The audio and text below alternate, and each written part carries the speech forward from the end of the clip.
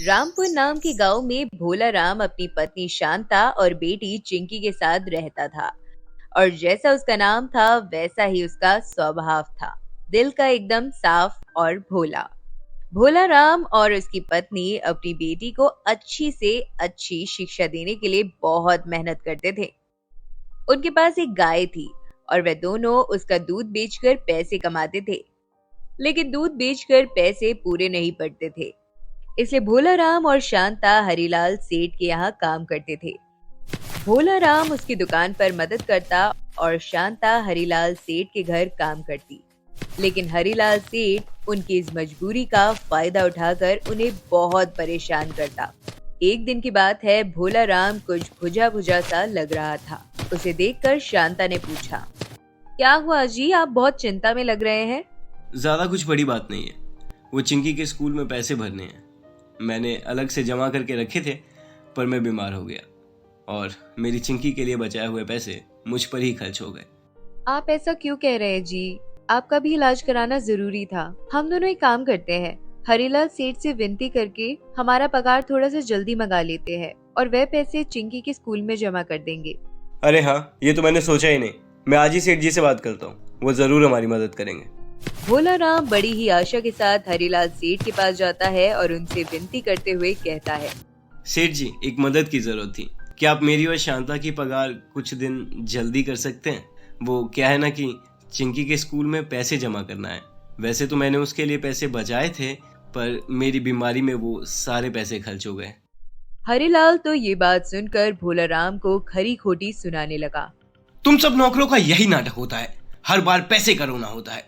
और पिछले महीने तो तू बीमार था ना, मैं उसके पैसे काटूंगा। और अभी मेरे पास तुझे पगार देने के लिए पैसे नहीं है। जा, चला जा यहाँ से। 30 तारीख को ही मैं तुझे और तेरी बीवी शांतो को पैसे दूंगा। भोला राम ये सुनकर एकदम निराश हो गया और पैसे का इंतजाम कहाँ से करेगा यही सोचने लगा। तभी हरीलाल सेठ ने उसे कहा, किस सोच में पड़ गया? काम में थोड़ी फुर्ती दिखा। हमारी दुकान में मिर्च और बाकी मसाले खत्म हो गए हैं और जो माल मंगवाया था उसे आने में भी 2 दिन और लगेंगे। तू एक काम कर, बड़े बाजार जाकर मिर्च और मसाले लेकर आ और शाम तक वापस आ जाना, वरना वापस मेरी दुकान पर मत आना।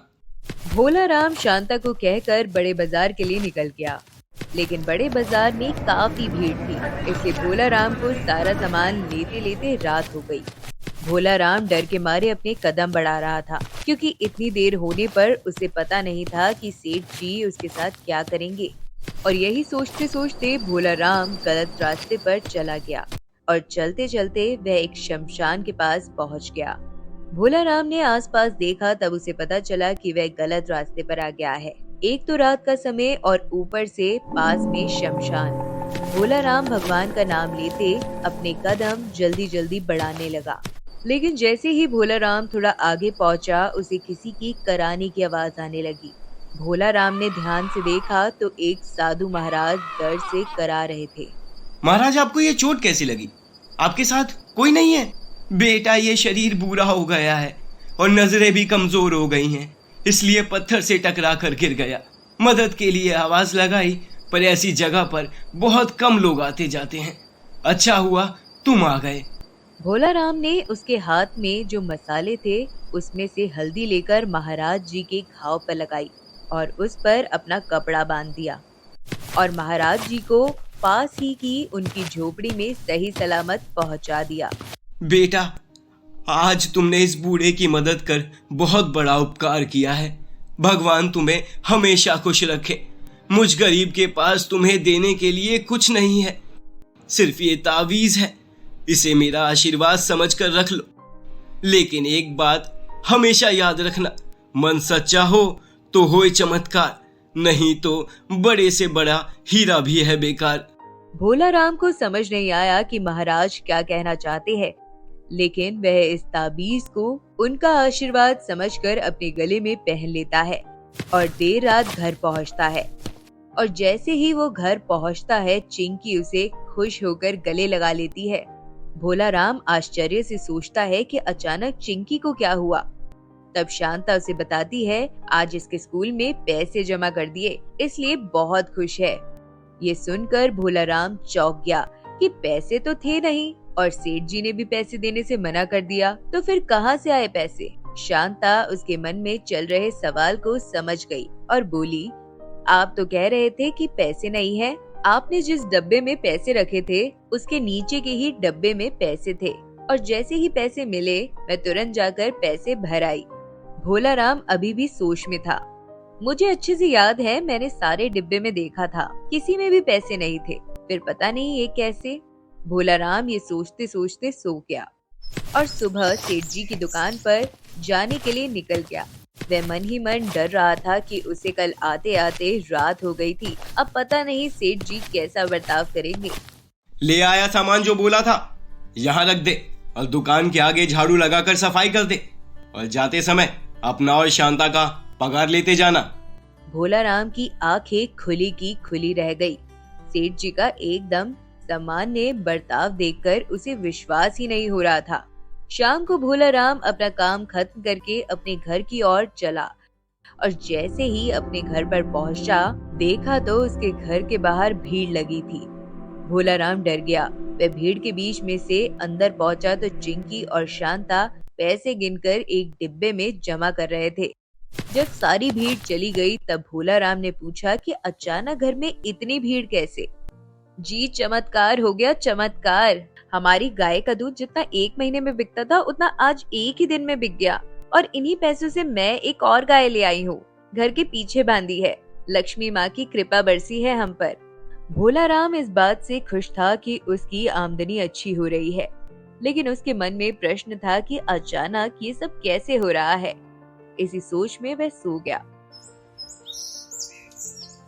सुबह भोला राम सेठ जी की दुकान पर जाने के लिए तैयार हो रहा था और आईने में अपने बाल बना रहा था, तभी उसकी नजर उस ताबीज पर पड़ी और उसे साधु महाराज की बात याद आई। वह मन ही मन सोचने लगा, कहीं ये सब इस ताबीज की वजह से तो नहीं हो रहा? क्या ये कोई जादुई ताबीज है? लेकिन फिर वह सोचता है, नहीं नहीं, जादू जैसा कुछ नहीं होता, सब मेहनत और परिश्रम से होता है। ऐसा सोचकर भोला राम ने ताबीज उतार कर रख दिया और अपने काम पर चला गया। देखते ही देखते भोला राम की पूरी जिंदगी बदल गई। उसे अब किसी के लिए काम करने की जरूरत नहीं थी। उसका अपना एक बड़ा घर था, नौकर चाकर थे, जमीन थी और गायों से भरी गौशाला थी। लेकिन भोला राम वैसा का वैसा था, मन का सच्चा, मेहनती और भोला। भोला राम की अचानक अमीर बनने की बात गांव में किसी से छुपी नहीं थी। कुछ लोग कह रहे थे कि किस्मत का कमाल है, कुछ लोग कह रहे थे कि जरूर कोई जादू टोना है, लेकिन भोला राम किसी की बात पर गौर नहीं करता। वह बस अपना काम किए जाता। एक दिन खेलते खेलते चिंकी के हाथ वो ताबीज लगा और वह खुश होकर भोला राम और शांता को दिखाने लाई। बेटा, ये खेलने की चीज नहीं है, इसे मुझे दे दो। ऐसा क्या है इस ताबीज में? शांता, मैंने तुमसे एक बात छुपाई है, कहकर भोला राम ने साधु महाराज और ताबीज वाली बात बताई। तो अब इस ताबीज का क्या करना है? पता नहीं शांता, मैं इन सब चीजों में बिल्कुल नहीं मानता, लेकिन उस दिन साधु महाराज का आशीर्वाद समझकर मैंने उसे रख लिया था और ये सोच ही रहा था कि उन्हें वापस दे दूं, पर अब पता नहीं वो कहाँ मिलेंगे। एक काम करिए, आप अभी से मुझे दे दीजिए, मैं इसे अलमारी में रख देती हूँ। कल सुबह सोचेंगे कि इस ताबीज का क्या करना है।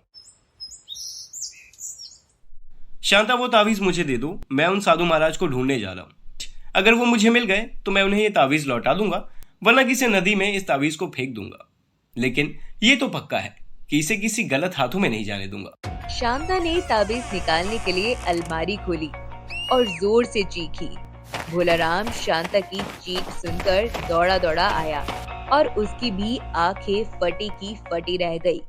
आखिर भोला राम और शांता ने ऐसा क्या देखा होगा, जानेंगे इस कहानी के दूसरे भाग में। क्या अलमारी में शांता को भूत दिखा या बहुत सारा सोना? जानने के लिए देखिए जादुई ताबीज पार्ट 2। इस तरह की अच्छी अच्छी कहानियों के लिए चैनल को सब्सक्राइब कीजिए, वीडियो को लाइक कीजिए और अपने दोस्तों के साथ शेयर कीजिए। धन्यवाद।